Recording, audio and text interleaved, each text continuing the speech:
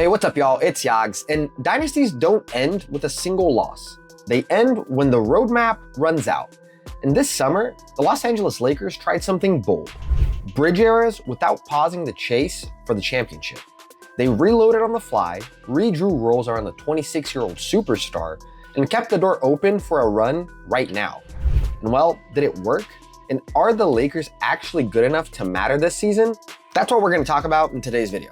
The true beginning of this offseason started months earlier in February.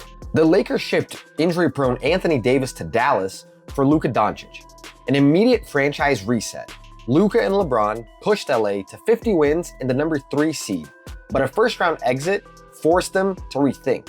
So they re-up Rob Pelinka and a deeper pocket ownership group intent on competing right now. The exit interview spelled out a to-do list: add a real center and double down on conditioning. That context framed everything they've done so far in the offseason. And with a clear strategy set, win with LeBron and build for Luka, the front office attacked free agency with somewhat of a purpose. So on July 2nd, Los Angeles filled the biggest hole with a proper 7-footer, Deandre Ayton. 2 years, $16.6 million with a player option. Possible only because of the Portland Trailblazer buyout that he had. A 26-year-old career double-double who lightens LeBron's paint work and gives Redick lineup flexibility. It's a clean role: defend the rim, rebound, screen, and sprint. All of the questions around his motor are real, as they should be. He hasn't shown us that he can actually give 100% all of the time.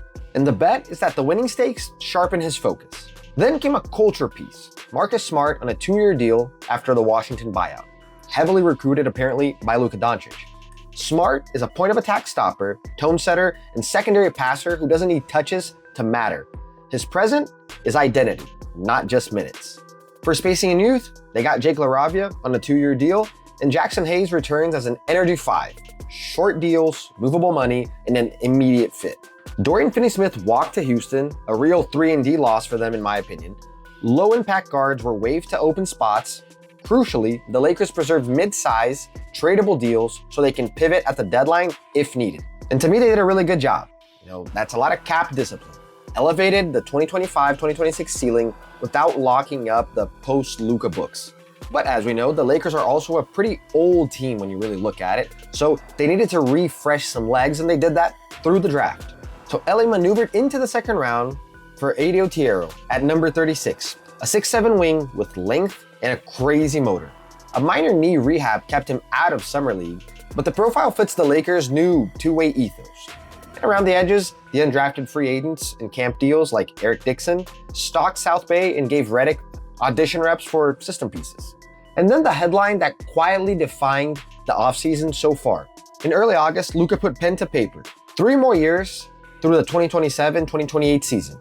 It was drama-free and deliberate, the kind of signal that attracts vets and steadies a locker room. The future is officially aligned around Luka Dončić, which brings us to the main question around the Los Angeles Lakers this year, the LeBron James question. So this plan only works if LeBron James can still tilt games on demand. At 41, the mission isn't 82 nights of heroics. It's precision.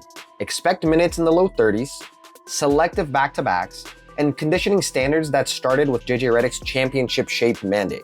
Ayton absorbs paint banging, Smart takes the head of the snake as one of the leaders of that team, and LeBron shifts towards a short roll playmaking, late clock bully ball, and can share fourth quarter problem solving with Luka.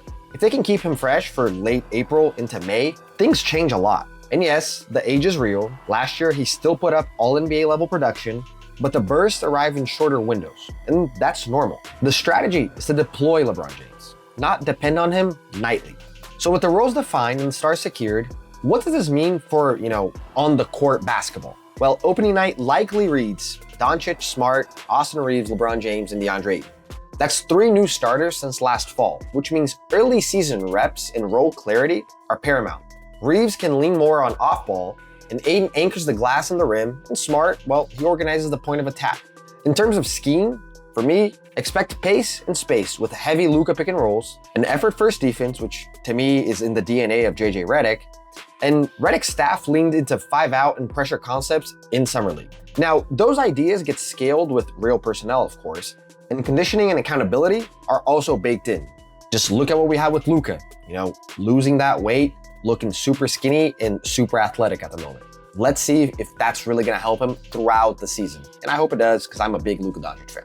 And of course, with all of these changes, I think there are some important things for us to keep an eye on throughout the season. Ayton must embrace the dirty work over touches mindset. Screen, rim run, anchor, because the usage is gonna flow through Luka and LeBron. Smart toggles between secondary ball handler and defensive captain, and Reaves needs to shift from the regular number 3 option to complementary co-pilot. These are good problems to have, just solvable through time. And that's kind of the map that I see for the Lakers this season. So we come back to the original question of the video. Are they actually good? And the case for yes is gonna depend on a couple of things. First of all, a locked-in Luka with a managed minutes LeBron is a nightly advantage few West teams can match.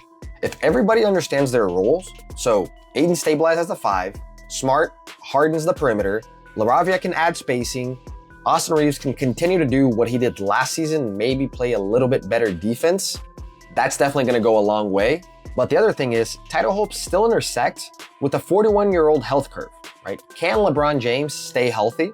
And of course, you have 3 new starters and a second-year head coach in a conference that's crazy good, with Houston Rockets being better, the Nuggets being better, and the Oklahoma City Thunder being better. On the balance, LA threaded the needle, improved the near-term roster, kept contracts short, and locked the next era with Luka's extension. This doesn't guarantee a parade, but it turns the Lakers from dangerous if healthy into legit contenders with mid-season options in February. If you strip away the headlines, the plan is simple. Choose the future, protect the present. If the health plan holds and their roles click, this team can make real noise. If not, the short deal architecture lets them adjust on the fly. For a franchise that refuses to rebuild, that's the point. The Lakers didn't chase a window. They built a bridge and started walking.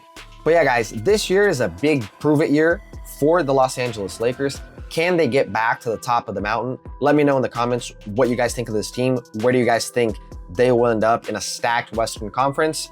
That's it for me. I'll catch you guys in the next one. Peace.